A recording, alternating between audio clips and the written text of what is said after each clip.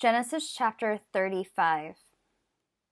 Then God said to Jacob, "Go up to Bethel and settle there, and build an altar there to God, who appeared to you when you were fleeing from your brother Esau." So Jacob said to his household and to all who were with him, "Get rid of the foreign gods you have with you, and purify yourself and change your clothes. Then come, let us go up to Bethel, where I will build an altar to God, who answered me in the day of my distress, and who has been with me wherever I have gone."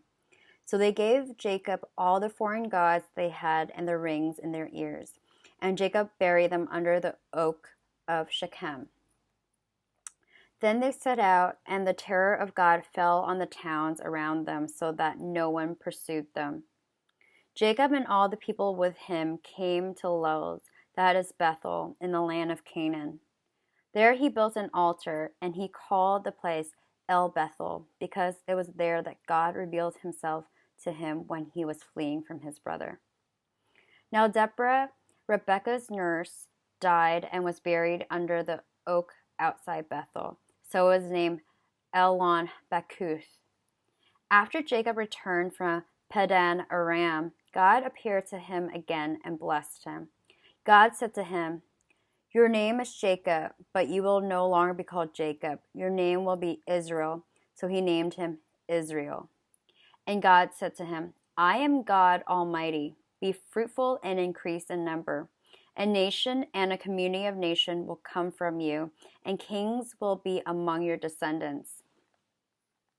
The land I gave to Abraham and Isaac, I also give to you, and I will give this land to your descendants after you." Then God went up from him at the place where he had talked with him. Jacob set up a stone pillar at the place where God had talked with him, and he poured out a drink offering on it. He also poured oil on it. Jacob called the place where God had talked with him Bethel. Then they moved on from Bethel while they were still some distance from Ithrath. Rachel began to give birth and had great difficulty. And as she was having great difficulty with childbirth, the midwife said to her, "Don't despair, for you have another son."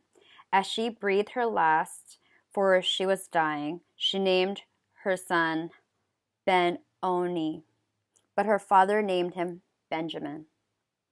So Rachel died and was buried on the way to Ephrath, that is Bethlehem. Over her tomb Jacob set up a pillar, and to this day that pillar marks Jacob's tomb. Israel moved on again and pitched his tent beyond Migdal Eder.